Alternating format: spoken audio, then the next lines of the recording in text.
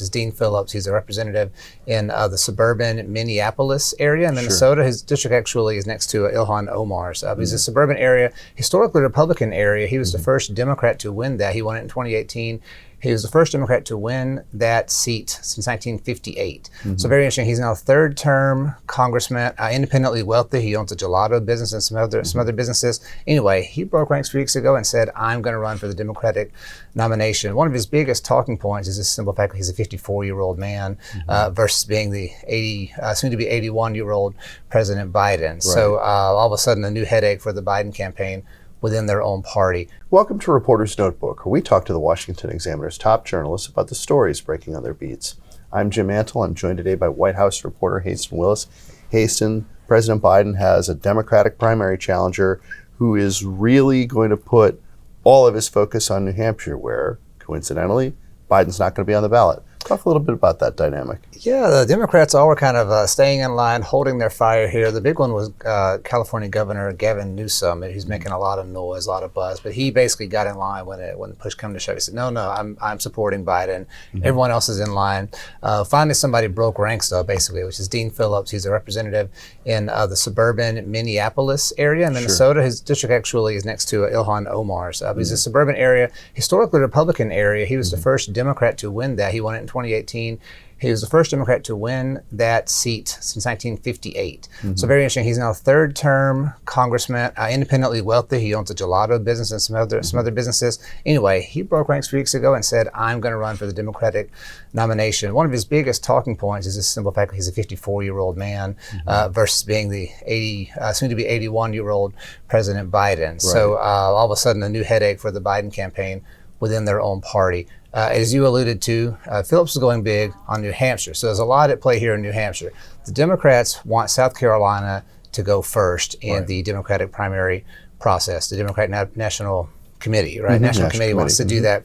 They say in South Carolina, demographically more fits what the Democratic Party is.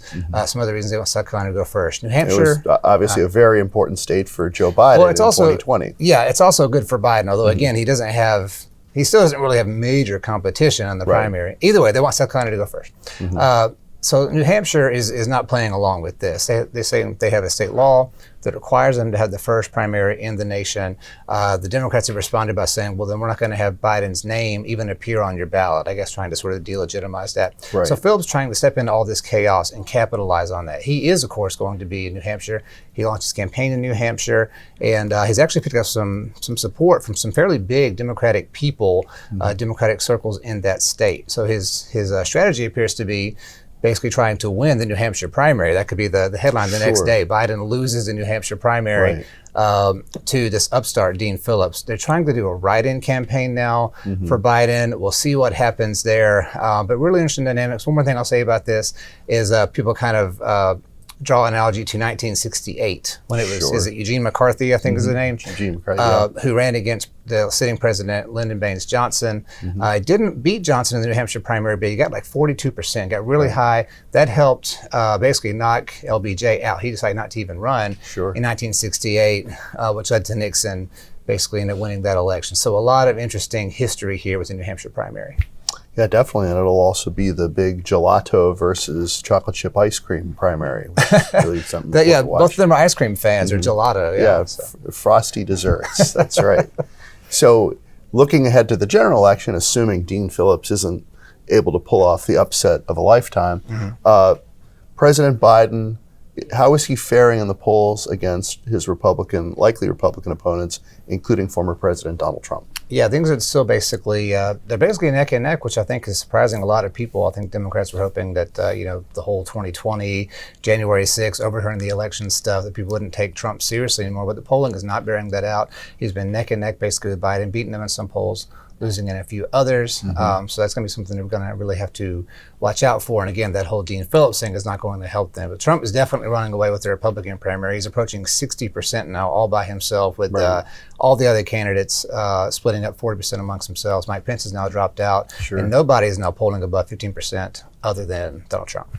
And, a lot of people are looking at Mike Pence as sort of the future of most of the Republican field, and that evaluating their chances and maybe not sticking around very long. No, it doesn't look like it. So, and of course, Robert F. Kennedy Jr. is in this race too now as an independent and is polling pretty well. His father was obviously benefited politically from Lyndon Johnson dropping out in 1968. So all those kind of parallels there. Yeah, there are. I think I saw a poll where he's polling at like 20%, which seems really, really high. He's just kind of a different. Yeah, he's a different kind of candidate, but he seems to be polling. It's a good slogan for him. What? A different kind of candidate. that could work for him. So in foreign policy, obviously, there's the crisis in Israel and what's going on in Gaza right now. And President Biden's been very active in talks about hostages that are still left behind in Gaza. What are some of the things the Biden administration has talked about doing to potentially secure the release? Yeah, of course, that's one of the big things they want to do is get the American hostages out of Gaza. There are actually like 1,000 Americans who are kind of trapped in the Gaza area who are just trying to get out. That's one thing. But there are up to 10. They're not really saying. They're saying there's 10 unaccounted for, and some of those are hostages. But they're not really saying anything about who these people are, no names, no demographic data or anything like that. Either way, they certainly want to get them out. So, right, it's one of the biggest things Biden wants to do and the administration wants to do is get those hostages free. There's been a lot of, growing political pressure, too, to call for what they're calling a ceasefire on the part of Israel, or what the Biden administration is calling a humanitarian pause. So one of the big questions there is also, okay, what's the difference there? What exactly is a humanitarian pause? What exactly is a ceasefire? What does that entail? Well, they're trying to negotiate that in the hopes of eventually getting those hostages free. And, the White House argues that a humanitarian pause is more locationally limited and confined to specific objectives. Yes, that's something they were saying, just today as we're filming this, that a humanitarian pause is not only, pauses in a certain period of time, but also at a certain smaller geography. But of course, Hamas would still have to agree to the pause. There'd be a lot of moving parts, which is kind of what they're saying. Really, people are saying, "Why can't you do this?" or "Why haven't you done this yet?" But they're saying there's a lot that goes into it. This isn't a simple measure to pull off. Definitely not. Thank you, Haisten. You can read Haisten and the rest of our political team's coverage at washingtonexaminer.com.